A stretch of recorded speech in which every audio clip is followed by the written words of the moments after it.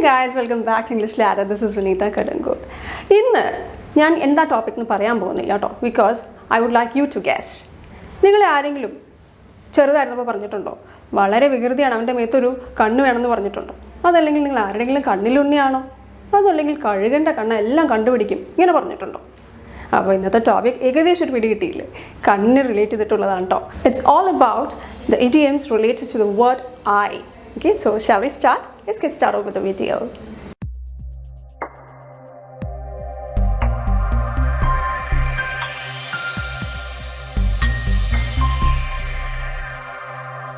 So the first one is apple of someone's eyes. അപ്പോൾ ഞാൻ ആദ്യമേ പറഞ്ഞില്ലേ കണ്ണിലുണ്ണി.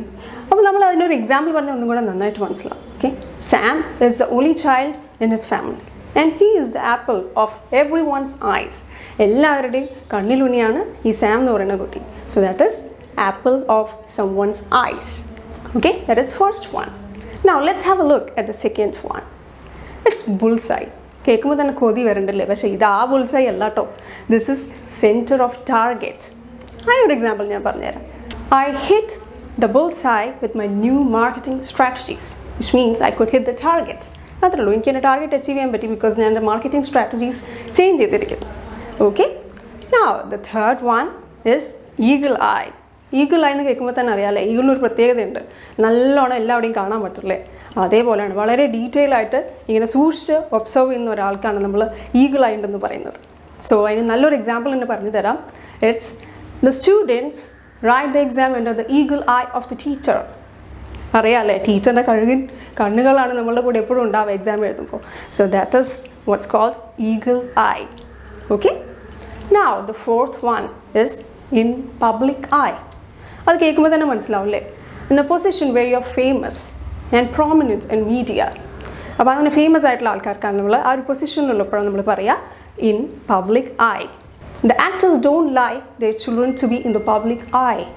അപ്പോൾ അവർക്ക് അത്ര താല്പര്യം ഉണ്ടാവില്ല അല്ലേ കുട്ടികളെ ഇങ്ങനെ മീഡിയയിലേക്ക് കൊണ്ടുവരാൻ. So that is the fifth one in public I. ഇനി അടുത്തതാണ് കീപ് എൻ ഐ ഓൺ. അത് ഞാൻ നേരത്തെ തന്നെ പറഞ്ഞു ഒരു എക്സാമ്പിൾ, ശ്രദ്ധിച്ചോ എന്നറിയില്ല. നമ്മൾ ഒരാളെ വാച്ചിങ് അറ്റൻറ്റീവ്ലി, അതിനാണ് വാച്ച് അറ്റൻറ്റീവ്ലി എന്നുള്ളതിനാണ് നമ്മൾ പറയുന്നത് keep an eye on. For example, ഒരു കുട്ടി വളരെ നോട്ടിയാന്ന് വെക്കുക, അപ്പോൾ പേരൻസ് പറയുമല്ലേ please keep an eye on him because he is very naughty. വളരെ നോട്ടിയാണ്, നന്നായിട്ട് ശ്രദ്ധിക്കണം കേട്ടോ എന്ന് നമ്മൾ പറയില്ലേ. So that is keep an eye on. ഇനി ഇത് തന്നെ ഒന്ന് മാറ്റി പിടിച്ചു കഴിഞ്ഞാൽ ഹാവ് എൻ ഐ ഓൺ. അത് പറയുമ്പോൾ എന്താണെന്നറിയോ, you admire something, you want to have that എന്നാണ് അതിൻ്റെ അർത്ഥം. For example, I have an eye on the green dress that's ഹാങ്ങിങ് ഓവർ ദെയർ എന്ന് ഞാൻ പറയാം.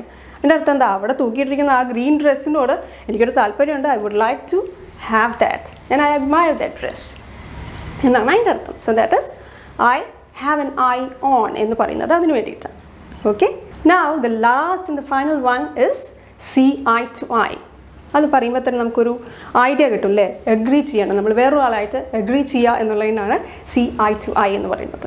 അതിനൊരു ബെസ്റ്റ് എക്സാമ്പിൾ പറയുകയാണെന്നുണ്ടെങ്കിൽ, ഇത് ruling party and the opposition party don't see eye to eye on most of the things അല്ലേ. മിക്കവാറും ഒരു കാര്യത്തിലും അവർ രണ്ടുപേരും ചേർച്ച ഉണ്ടാവാറില്ല, അഗ്രി ചെയ്യാറില്ല. So that's example for seeing eye to eye. So that's all about the idioms or expressions with the word eye. Okay, so ഇത് പഠിച്ചാൽ മാത്രം പോരാ, കണ്ടുടനെ മറന്നു പോകരുത്. Always use these things in your conversation to make it better. Okay, so keep using all the things which we are sharing every day. Keep watching our videos and have a great day. Thank you. Bye-bye.